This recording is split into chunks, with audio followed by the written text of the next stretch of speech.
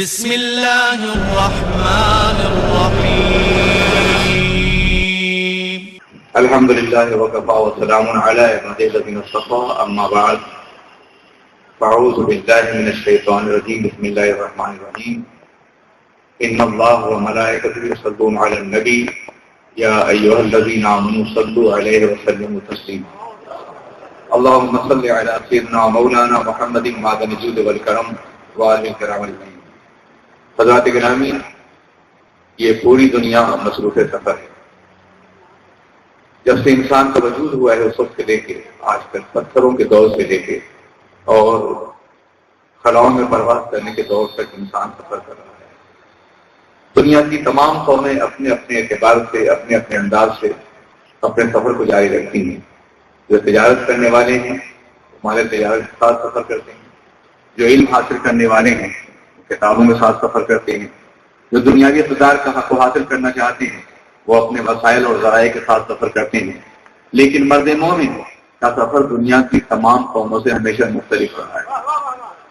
مومن کے پاس سرمایہ ہو یا نہ ہو، دولت ہو یا نہ ہو، وہ اولاد کے ساتھ سفر کرے یا نہ کرے، اسباب اور وسائل کے ساتھ سفر کرے یا نہ کرے، لیکن ایک چیز ہمیشہ اس کے ساتھ رہی ہے، وہ اس کا اپنا ایمان ہے، اپنا عقیدہ ہے، اپنا تشخص ہے، اپنی پہچان ہے، اپنا تعارف ہے، اپنی شناخت ہے، قرآن عظیم کا نظام زندگی ہے، رسول پاک کا نظام حیات ہے. ہمارا 1400 سالہ تاریخی سفر بتا رہا ہے کہ ہم جہاں بھی گئے ہیں اپنے دین کے ساتھ گئے ہیں، اپنے ایمان کے ساتھ گئے ہیں، اپنی اخلاقی قدروں کے ساتھ گئے ہیں، اپنی روایات کے ساتھ گئے ہیں، اپنی شناخت کے ساتھ گئے ہیں، اپنی پہچان کے ساتھ گئے ہیں، اپنے تعارف کے ساتھ گئے ہیں، گنبد خضرا کی چھاؤں میں گئے ہیں، رسول اللہ کے نظام کرم کے زیر سایہ گئے ہیں، توحید کے علم بردار بن کر کے گئے ہیں. آپ تاریخ میں تفصیل نظر ڈالیے، کوئی بہت تفصیلی تفصیل کا موقع نہیں ہے.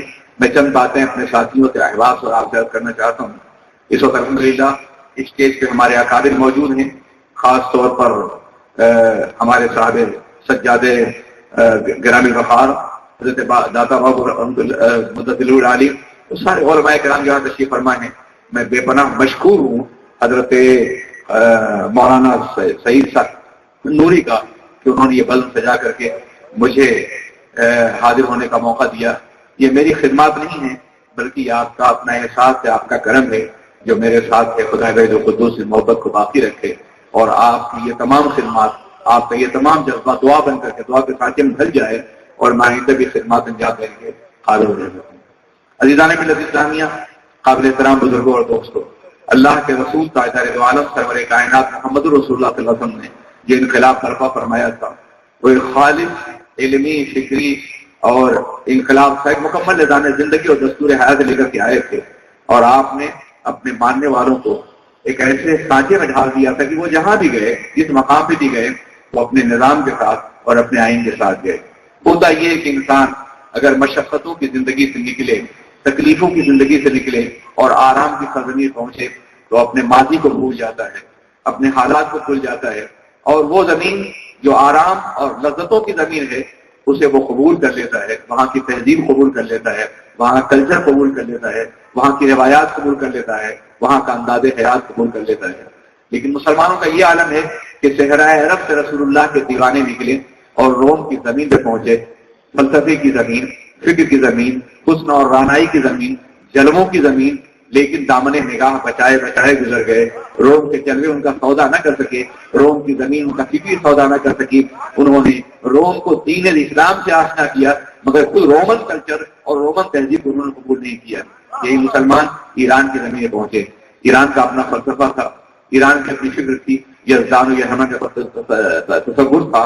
ایران کی زمین لالا و گل کی زمین تھی، نکھتوں اور بہاروں کی زمین تھی، پھولوں کی زمین تھی، لالا روحوں کی زمین تھی اور شعلہ زنگ آتش کدوں کی زمین تھی.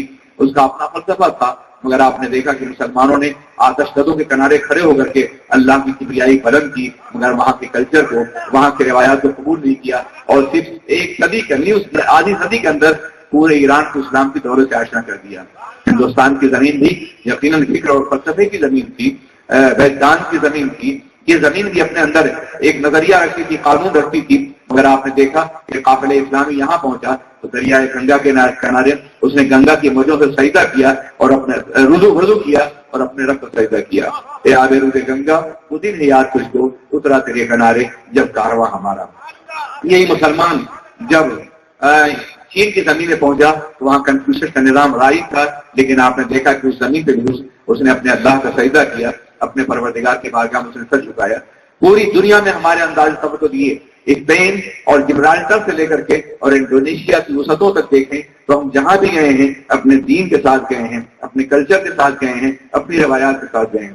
ورلڈ اسلام مشن کا بنیادی مقصد یہی ہے کہ جہاں جہاں بھی اسلام جہاں جہاں مسلمان پہنچ رہے ہیں وہاں ان کی اسلامی اقدار کو، اسلامی روایات کو، اسلامی کلچر کو، اسلامی ذہن کو، اسلامی فکر کو، توحید کے عقیدے کو، رسالت کے منصب کو ان کے ذہنوں میں منتقل کیا جا سکے، تاکہ وقت کا سیلاب انہیں بہا نہ لے جائے، انہیں بے چہری کا شکار نہ کر دے، ان کا چہرہ نہ چھین لے، ان کی شناخت نہ چھین لے، ان کی پہچان نہ چھین لے، ان کا انداز حیات نہ چھین لے، ان کا طرز زندگی نہ چھین لے، ان کا مذاق عبادت نہ چھین لے، ان کا انداز سجدہ نہ چھین لے، خدا وحدہ قدوس کی بارگاہ میں سر جھکانے کا شعور نہ چھین لے۔ اس لیے مسلمان جہاں بھی گیا اپنے دینی افزار کے ساتھ گیا، اپنی روایات کے ساتھ گیا، اور اب مسلمان پوری دنیا میں پھیل رہا ہے، اس لیے کہ اسلام ایک عظیم مذہب ہے اور اس دنیا بھی سمٹ گئی ہے ایک گلوبل ولیج کی شکل میں۔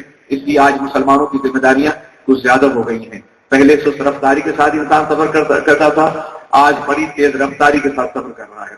پہلے تہذیبوں کا تبادلہ بہت ہی سست رفتاری کے ساتھ تھا، لیکن آج بہت تیز رفتاری کے ساتھ ہے۔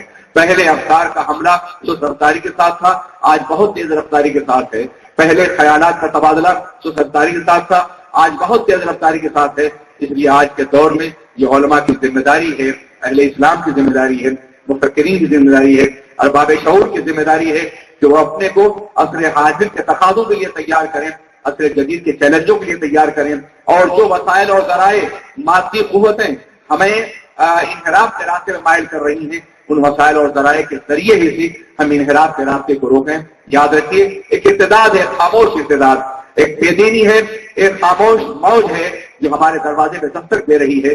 پہلے کفر کا میدان الگ تھا، ایمان کا میدان الگ تھا، مگر آج عالم یہ ہے کہ کفر اور ایمان مکس اپ ہو رہے ہیں، اور یہ اندازہ کرنا مشکل ہے کہ حق کیا ہے، باطل کیا ہے۔ خدا بندہ یہ تیرے سادہ دل بندے کدھر جائیں، درویشی کی عیاری، سلطانی کی عیاری۔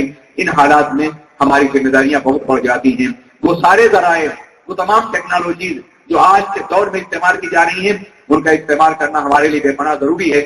میں ایک مثال آپ کے سامنے رکھوں، آپ نے سوچا غور کیا ہوگا کہ لیبیا ہے یا مصر ہے یا بحرین ہے یا ٹیونیزیا ہے یا یمن ہے یا جارڈن ہے یا دوسرے علاقے ہیں، ان علاقوں میں زبان کھولنے کی اجازت نہیں ہے، ان علاقوں میں حکومتوں کے خلاف بولنے کی اجازت نہیں ہے، ان علاقوں میں حکومتوں کے خلاف کوئی تحریک چلانے کی اجازت نہیں ہے، ان علاقوں میں کوئی ہنگامہ نہیں کیا سکتا، کوئی موومنٹ نہیں اٹھائی جا سکتی، ان علاقوں میں کوئی پروٹیسٹ نہیں کیا جا سکتا۔ لیکن اس کے باوجود چند دنوں کے اندر کتنے طبقوں کا الٹ جانا اور کتنی حکومتوں گر جانا کیسے ہوا ہے؟ اخبار تو نہیں بول رہے تھے، کتابیں تو نہیں لکھی جا رہی ان کے سامنے، باضابطہ تحریکیں تو نہیں تھی، احتجاج تو نہیں تھا، پروٹیسٹ کے لیے باضابطہ عوام کبھی نہیں آ سکتی تھی۔ یہاں دفعہ 44 کبھی کبھی نافذ ہوتا ہے اور وہاں ہمیشہ نافذ رہتا ہے، ہر لمحے نافذ رہتا ہے۔ دو آدمی اگر جگہ ہو موجود ہو، تیسرا ممکن ہے ان میں کوئی جاسوس ہو جو حکومت کے کان بھرنے کے لیے ان کے ساتھ موجود ہو۔ اتنی سختی تھی، اتنا تشدد تھا، اس کے باوجود یہ انقلاب کیوں آیا جانتے ہو؟ اس لیے یہ تحریک کیسے ہوئی، کس طرح سے لوگوں نے ایک دوسرے کو پہچانا، ایک دوسرے تک آواز پہنچائی، اس کا واحد ذریعہ صرف اور صرف انٹرنیٹ تھا۔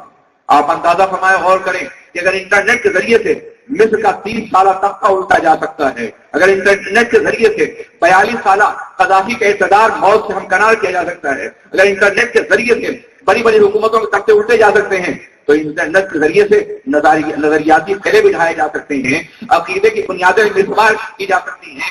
اس لیے ضرورت اس بات کی ہے کہ ہمارے علماء بھی اور ہماری عوام بھی آج کے تقاضوں کو مربوط رکھ کر کے میڈیا کو اختیار کرے، انٹرنیٹ کو اختیار کرے، اور دوسرے ذرائع جن کے ذریعے سے پیغام دنیا بھر میں پہنچایا جا سکتا ہے اسے اختیار کرے، ورنہ ہماری داستان تکمیل ہوگی داستانوں میں۔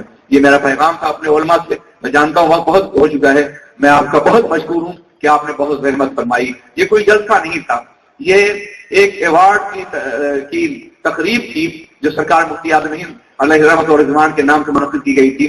میں ان کا غلام در ہوں، ان کے نام سے آواز دی گئی تھی اور میں حاضر ہو گیا، ورنہ میں اس طرح کی تقاریب کو کبھی بھی قبول نہ کرتا، مگر مولانا سعید نوری بڑے ذہین آدمی ہیں، انہوں نے عقیدتوں کے حوالے سے مجھے آواز دی اور میرے انکار گنجائش نہیں۔ میں اپنے تمام علماء کا انتہائی مشکور ہوں، تمام مشائخ کا مشکور ہوں، اپنے تمام ساتھیوں کا مشکور ہوں اور آپ سب کا مشکور ہوں کہ آپ تشریف لائے، آپ نے میری ہمت افزائی کی۔ اب خدا کے واسطے دعا کیجیے کہ زندگی کی جو ساتھ باقی رہ گئی ہے وہ بھی نظام مصطفیٰ کے لیے خرچ ہو جائے۔ السلام علیکم۔